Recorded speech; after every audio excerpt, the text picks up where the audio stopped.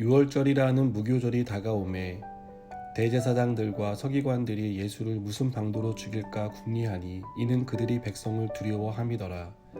12 중에 하나인 가롯이라 부르는 유다에게 사탄이 들어가니 이에 유다가 대제사장들과 성전 경비대장들에게 가서 예수를 넘겨줄 방도를 의논하매 그들이 기뻐하여 돈을 주기로 언약하는지라.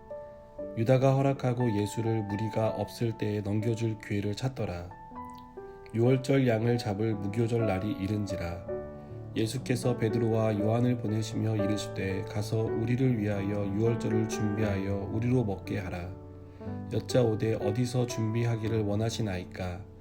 이르시되 보라, 너희가 성내로 들어가면 물 한 동이를 가지고 가는 사람을 만나리니 그가 들어가는 집으로 따라 들어가서 그 집 주인에게 이르되 선생님이 내게 하는 말씀이 내가 내 제자들과 함께 유월절을 먹을 객실이 어디 있느냐 하시더라 하라. 그리하면 그가 자리를 마련한 큰 다락방을 보이리니 거기서 준비하라 하시니 그들이 나가 그 하신 말씀대로 만나 유월절을 준비하니라. 아멘.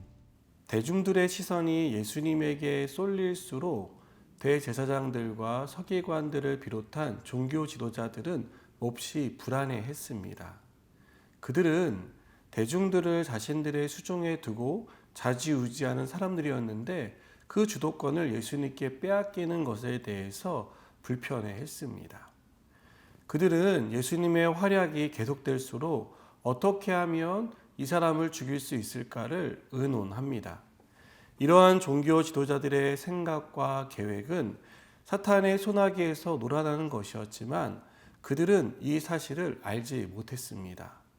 오히려 예수님을 향한 시기와 질투가 가득해서 예수님을 죽이기만을 생각하느라 이런 사실을 깨닫지 못합니다.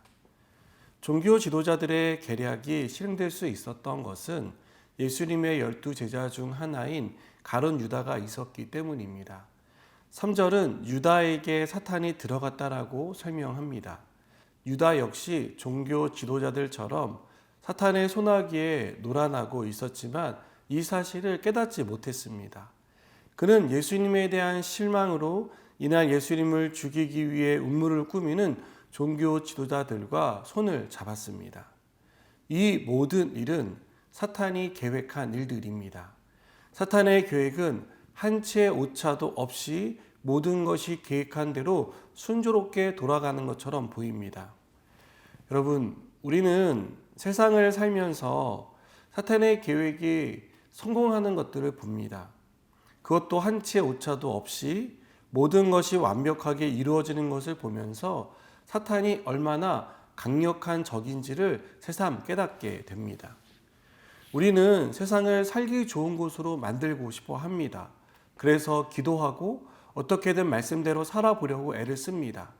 하지만 우리의 대적인 사탄은 교묘한 속임수로 또 이 세상을 점점점 악하게 만들고 모든 것들을 불분명하게 함으로써 우리가 애쓰고 노력하는 것들을 수포로 돌아가게 만드는 것을 봅니다.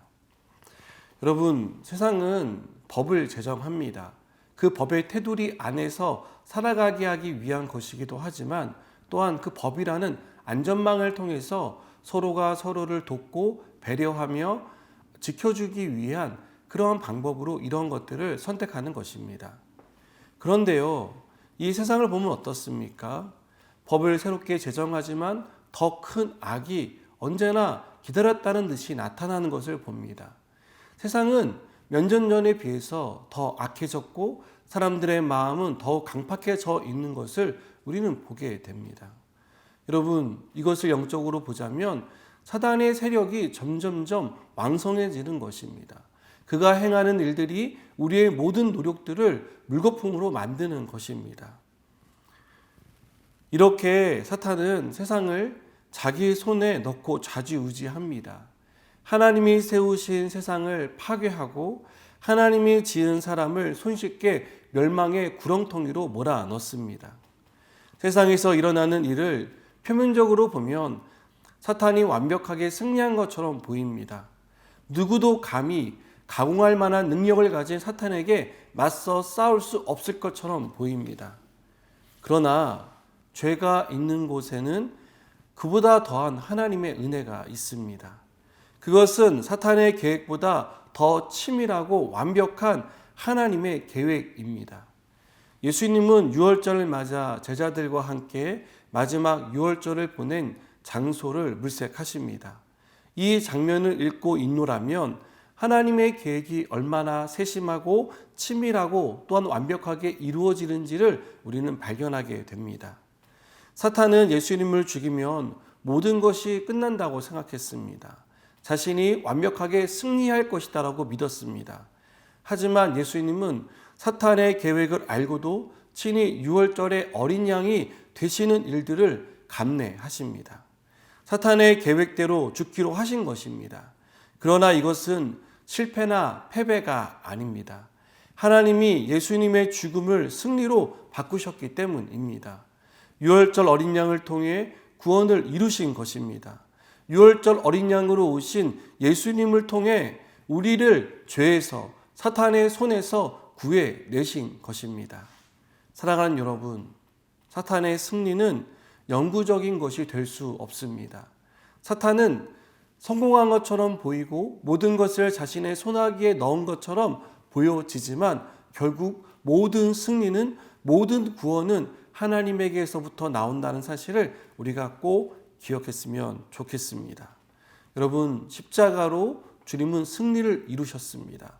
십자가는 패배의 상징이 아니라 주님이 이루신 승리를 우리에게 보여주는 명백한 증거입니다. 세상이 악으로 가득하고 사탄의 힘이 점점 세지는 것처럼 보여지지만 결국 우리 주님이 이 모든 사탄의 권세를 누르고 승리하셨다는 사실을 믿고 오늘도 우리를 죄악으로 이끌고자 유혹하는 이 사탄을 예수 그리스도의 이름으로 물리치고 승리하는 저 여러분 되기를 축복합니다. 기도하시겠습니다. 하나님 아버지, 주님께서 우리에게 주신 승리가 어떠한 것인지를 우리가 꼭 기억하며 살아가게 하여 주시옵소서. 예수님의 이름으로 모든 사탄의 권세들이 굴복되는 줄 믿습니다. 예수님의 승리가 우리의 승리임을 믿습니다. 이 승리를 누리며 악한 원수에게 맞서 나아가는, 또 승리하는 삶을 살게 하여 주시옵소서. 예수님의 이름으로 기도드립니다. 아멘.